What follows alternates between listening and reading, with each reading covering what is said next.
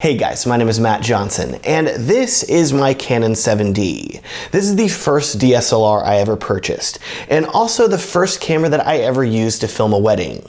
This camera is also 10 years old. I bought it whenever it came out in 2009. The 7D has a 1.6 times cropped sensor, and it records 1080p HD video at up to 30 frames per second. It also has an EF lens mount and uses Canon LPE6 batteries.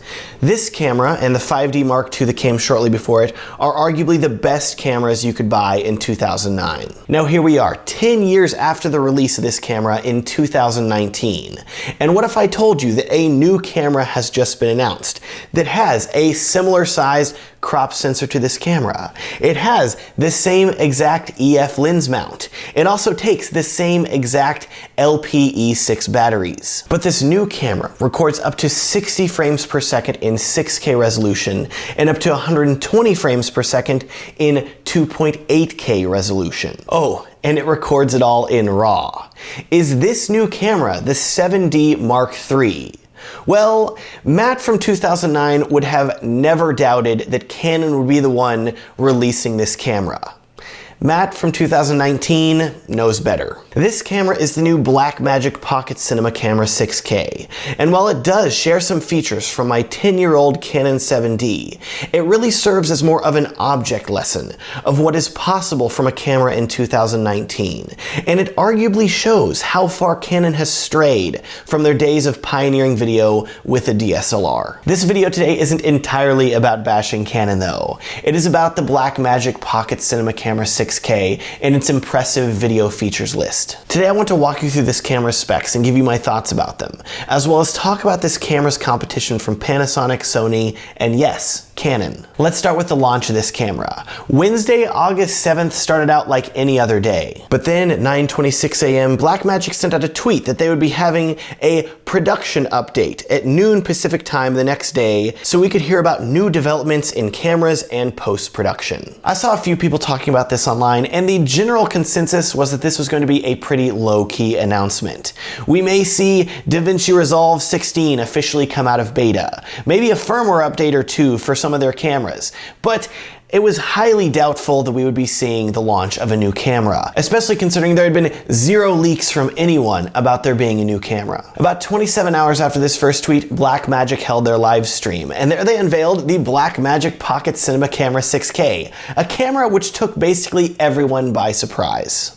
Now, let's talk about the video specs of this camera. The Pocket 6K builds upon the success of the Pocket 4K that was announced a little less than a year ago. You get a similar body size, similar build quality, similar inputs and connections, similar audio, etc. So if you already own a Pocket 4K, any accessories or support gear you have bought for it should also work with the Pocket 6K. There are, of course, though, some major changes. We need to talk about 6K, which is 2Ks more than 4K, which is 4Ks more than 1080p, which uses Ps, not Ks. So that's enough letters. As I said earlier, the Pocket 6K is capable of recording 6K at up to 60 frames per second, but that is fudging the numbers a little bit. The maximum resolution this camera records at is 6144 by 3456. Yes, 3456, which is in the 16:9 aspect ratio, which is very popular. I'm actually using it right now to record this video. The camera can't record 60 frames per second at this resolution though.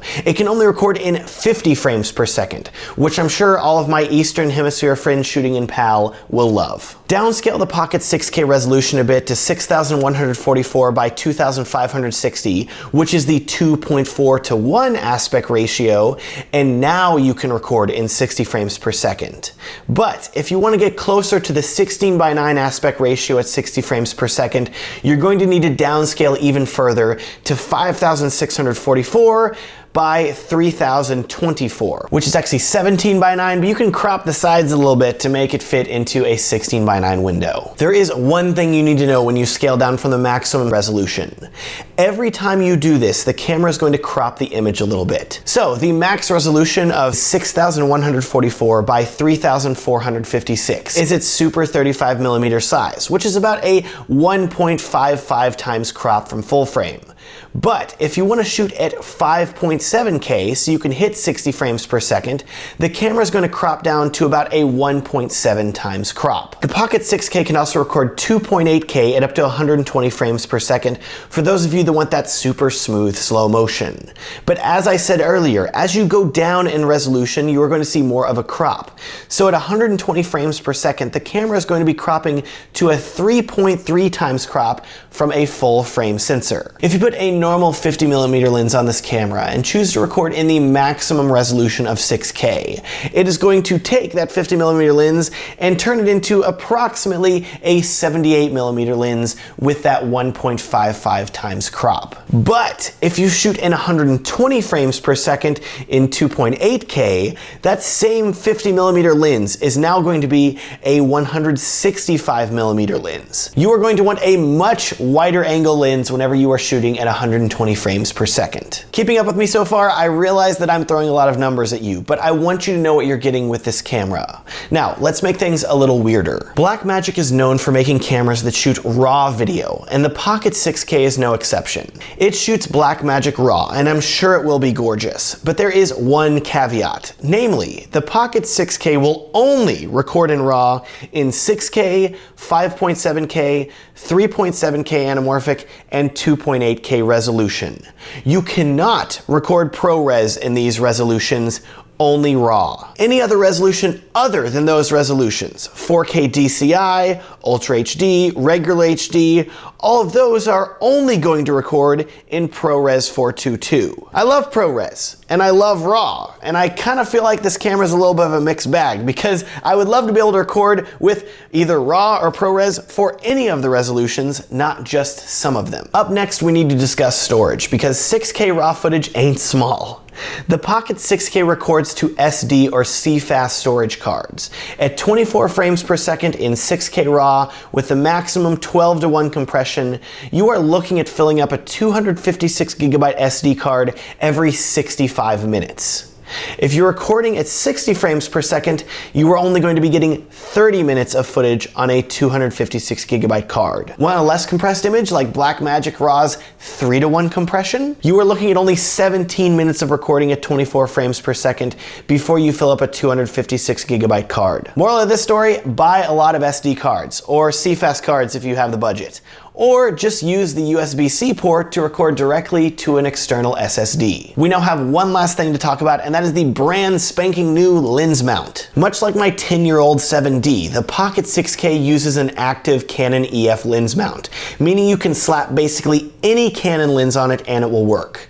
Considering how many filmmakers own Canon lenses, heck, I've got a few laying around, it makes sense to use this mount. There are two cons to using the Canon EF lens mount though. First, you don't get the near infinite compatibility and adaptability that comes with the Micro Four Thirds lens mount, which is currently available on the Pocket 4K camera. I realize that the sensor on the Pocket 6K is larger, so it isn't really feasible to use the Micro Four Thirds mount, but you can basically adapt nearly any lens to Micro Four Thirds. At the very least, I wish that Blackmagic had chosen a lens mount that is more adaptable than the Canon EF lens mount. The flange distance for EF lenses is one of the largest of any mounts, so that makes it hard to use any lenses other than EF. Canon released the RF mount last year, and that mount can take so many more lenses while still being able to completely support older EF lenses as well. I can't help but wish that if they were going to go the Canon route, that they would have gone with the RF lens mount instead. The second con of the EF lens mount is of course something that I'm sure many of you are complaining about,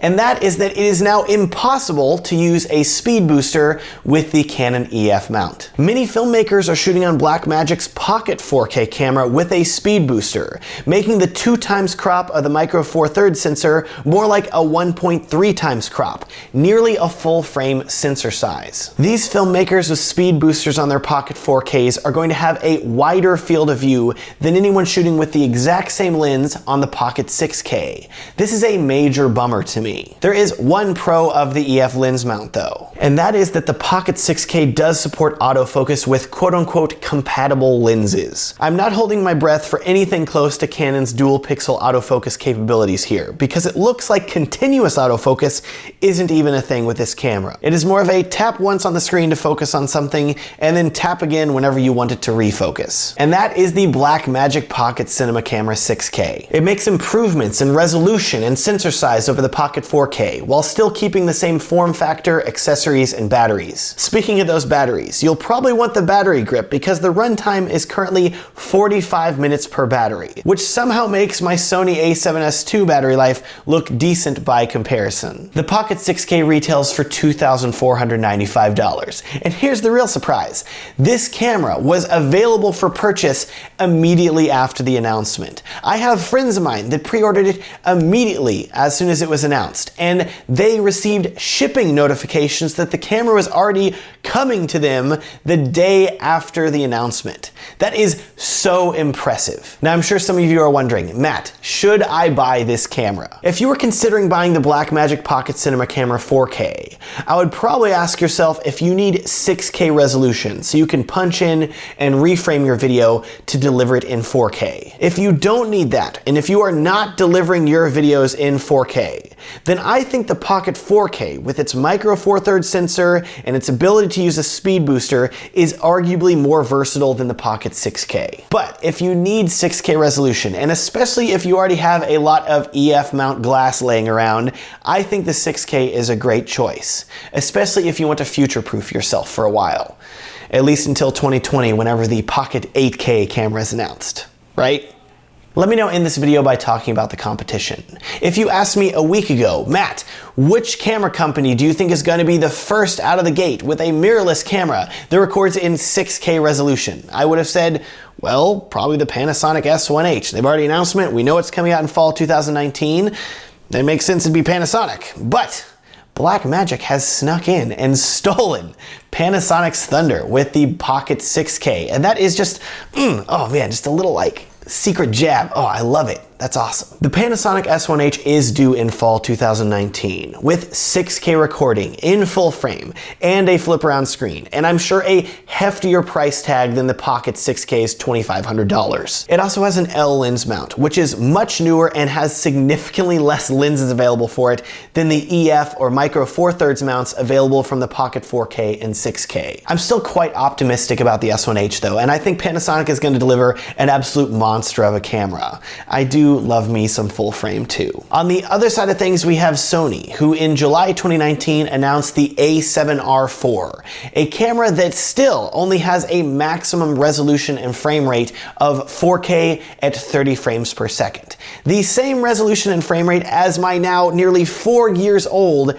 A7S II. I want to believe that Sony is going to knock it out of the park with the A7S III, and hopefully be able to compete with these cameras recording in 6K. I recently made 2 videos about this camera. One talking about why it is taking so long for Sony to release it, and the other talking about will the A7S III live up to the near mythical level of hype that has been generated about this camera.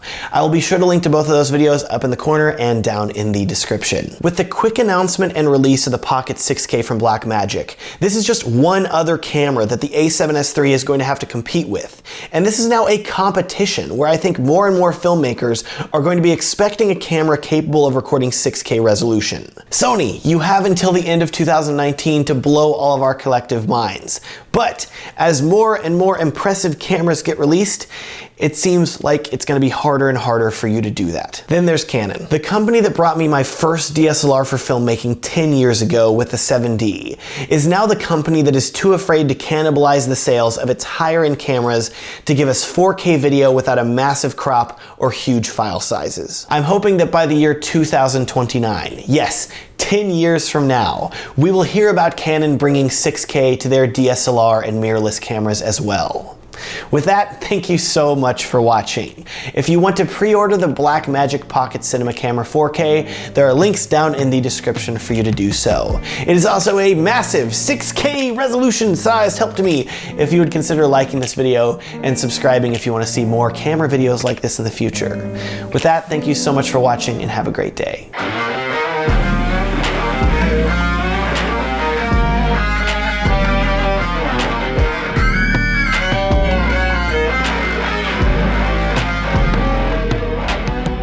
Let's fly. fly away from here. I need a vacation.